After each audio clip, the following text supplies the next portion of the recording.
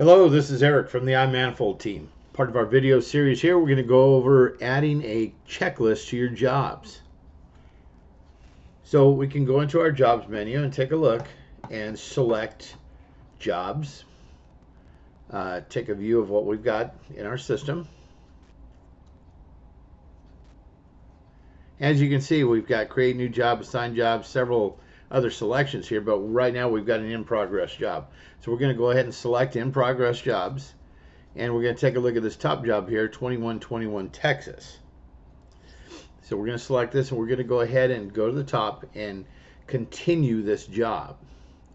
So in selecting continue the job, as you can see, all of our pertinent information is up on top here, the job info, customer info, equipment information, system profile, whatnot have already been put into the system here.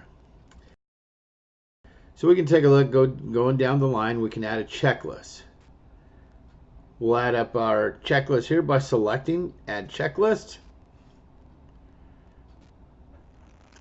If I select mechanical checklist, it's either going to be an air conditioning or heat pump. We're going to take a look at heat pump. It's going to have a little bit more information on the heat pump than it is on the standard air conditioning checklist. So we'll select heat pump. And first off, we're going to go down the line with the thermostat. Now this I, any of the I's here, is an information button. If you want to know what it's looking for, simply tap the I.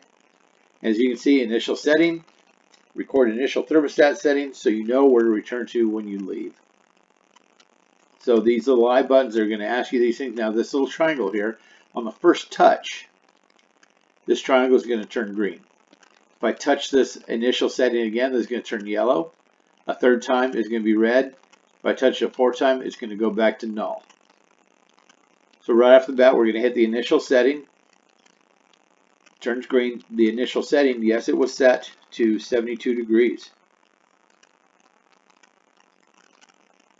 Next one was a level. Now, normally that's not important anymore because we don't have the mercury thermostats, but it's just showing you've got a nice level, good looking thermostat on the wall. So if I tap level once, turns green. Battery voltage is good. Yes, it was. It's going to ask me for a value. I had two AA batteries in here, so I've got 3 volts. Was it programmed? Yes, it was. Was it secured to the wall? Kind of, sort of. It was a little bit loose, so I'm going to tap it twice. And as you can see, I've got a little yellow mark now. Now, the wire hole in the back, was it plugged? No, it was not. So I'm going to tap this 3 times. Gives it the red icon here. It's really cool the way you can see everything that's going on here. So we're going to go to the filter next. And I'm going to go through everything on this so you see it all. So on the filter, we've got standard, media air cleaner, or electronic air cleaner. We're going to use standard. Now it's going to ask us the size. We simply tap in our sizes here, 20 by 20 by 1. How many filters were there? On commercial units that have multiple filters and sizes, you can add another size, you can add quantities. So we'll just say this has 1. Was it held in place? Yes, it was. Filter doors in place? Yep. Cleaned, replaced? Yep.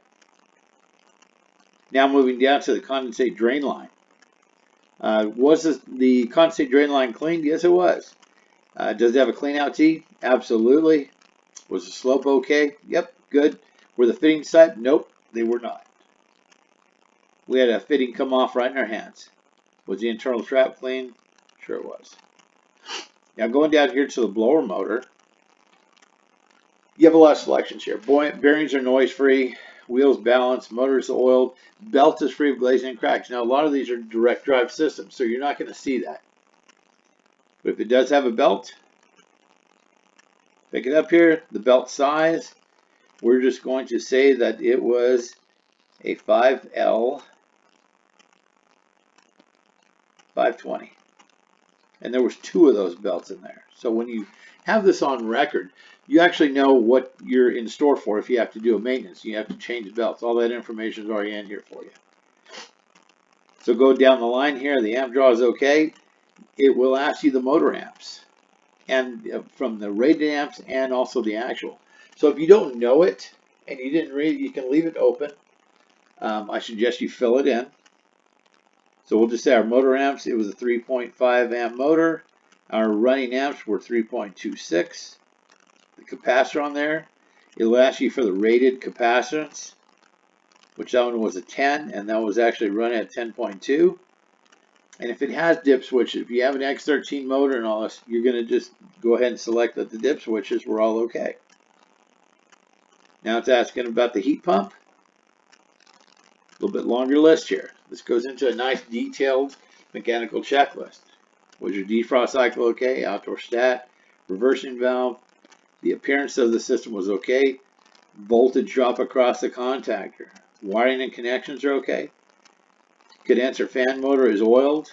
Chassis and pad are level. No excess vibration. Condenser base pan ports are clean. Condenser coil is clean. Evaporator coil is clean. It's going to ask you if the pressure drop. Disconnect voltage drop, and the values is that. Crankcase heater, if it has one, the amperage.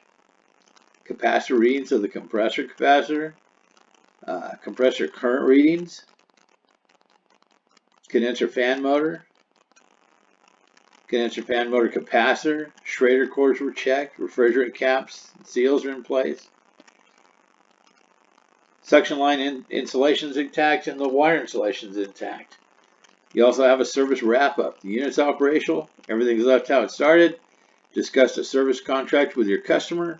Explain suggestions and repairs. Now you can also put notes in there for that.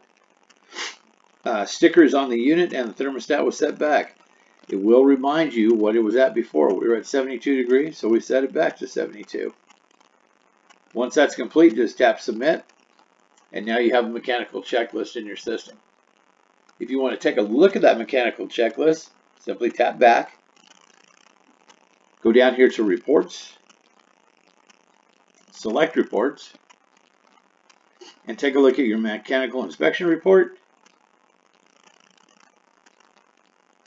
You see everything there. If you want to email, you can email right then there. If you want to generate it and take a look at it, tap it and generate your report.